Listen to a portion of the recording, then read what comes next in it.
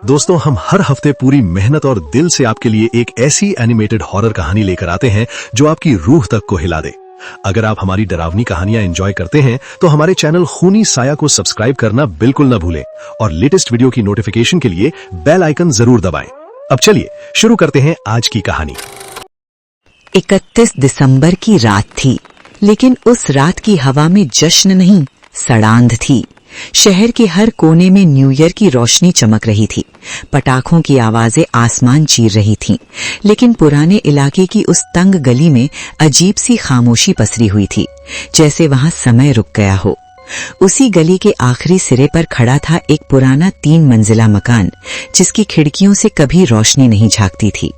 लोग कहते थे कि इस घर में हर साल न्यू ईयर की रात कोई ना कोई गायब हो जाता है, लेकिन कोई सबूत नहीं था, सिर्फ अफवाहें थीं। और अफवाहों पर कौन यकीन करता है। आरव, मीरा, करण और सिया, चारों कॉलेज फ्रेंड्स ने इसी घर में न्यू ईयर मनाने का फैसला किया था। उन्हें डरावनी कहानियों पर हंसी आती थी। आरव का मानना था कि डर सिर्फ दिमाग का खेल है।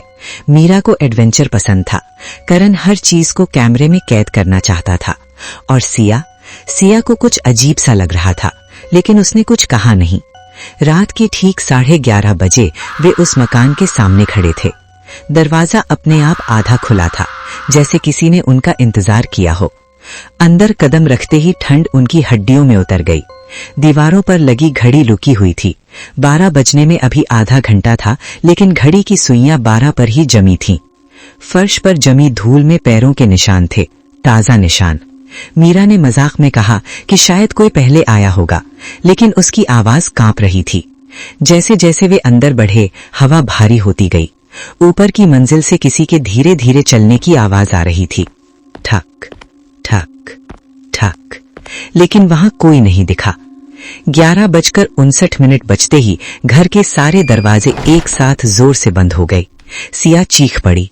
करण का कैमरा अपने आप ऑन हो गया और स्क्रीन पर एक चेहरा उभर आया, बिना आंखों वाला, बिना होठों वाला चेहरा, जो सीधे कैमरे से बाहर देख रहा था। तभी स्पीकर से एक भारी टूटी हुई आवाज गूंजी, नया साल, नया शिकार। 12 बजते ही घर की बत्तियां बुझ गईं। अंधेरे में किसी ने आरव का नाम फुसफुसाया। आरव ने पीछे मुड़कर देखा और वही पल उसकी जिंदगी का आखिरी पल था। उसकी चीख आधी ही रह गई, जैसे किसी ने उसका गला अंदर से मरोड़ दिया हो। लाइट जलते ही आरव गायब था। फर्श पर सिर्फ उसका मोबाइल पड़ा था, जिसकी स्क्रीन पर लिखा था, पहला गया। घबराहट में मीरा दरवाजे की ओर भागी, लेकिन दरवाजा दीवार बन चुका था। करण कैमरा लिए सब रिकॉर्ड कर रहा था, लेकिन कैमरे में उन्हें एक एक कर सड़ते हुए दिखाया जा रहा था, ऐसे जैसे वे पहले ही मर चुके हों। सिया को अब सब याद आने लगा। उसकी दादी ने कभी कहा था कि इस घर में एक आत्मा कैद है, जिसे हर नए साल की शुरुआत में 4 आत्माओं की जरूरत होती है, ताकि वो 1 साल और जिंदा रह सके। ऊपर से हंसी गूंजी, सूखी कर्कश हंसी। छत से काला तरल टपकने लगा, जो जमीन पर गिरते ही हाथ बन जाता और टखनों को जकड़ लेता। मीरा को किसी ने बालों से खींच लिया। उसकी आंखों में डर जम गया और अगले ही पल उसका शरीर दीवार में समा गया, जैसे वो कभी इंसान थी ही नहीं। दीवार पर सिर्फ खून से लिखा था, दूसरा।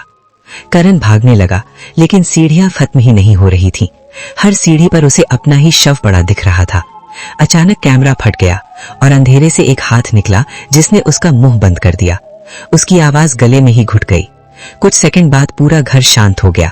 तीसरा भी जा चुका था। अब सिर्फ सिया बची थी। घर ने उससे बात करनी शुरू कर दी। दीवारें फुसफुसा रही थीं, फर्श कराह रहा था। उसे बताया गया कि अगर वो बचना चाहती है तो किसी और को इस घर में लाना होगा। तभी सामने आई वो आत्मा, जला हुआ चेहरा, उल्टी गर्दन और आंखों की जगह खाली गड्ढे। उसने कहा, हर साल कोई तो आएगा, अगर तुम नहीं तो कोई और। सुबह जब लोग उस गली से गुजरे तो घर के बाहर सिया खड़ी थी, बिल्कुल शांत, बिना किसी भाव के। पुलिस को अंदर से 3 लाशें मिली, लेकिन सिया ने बस इतना कहा, नया साल है, सब कुछ पीछे छोड़ दिया। किसी ने उसकी आंखों में झांक कर नहीं देखा, जहां डर नहीं बल्कि इंतजार था। अगले साल उसी गली में पोस्टर लगे, new year party, old house, free entry. और घर फिर से भूखा था। खूनी साया की टीम की तरफ से सबको हैप्पी न्यू ईयर।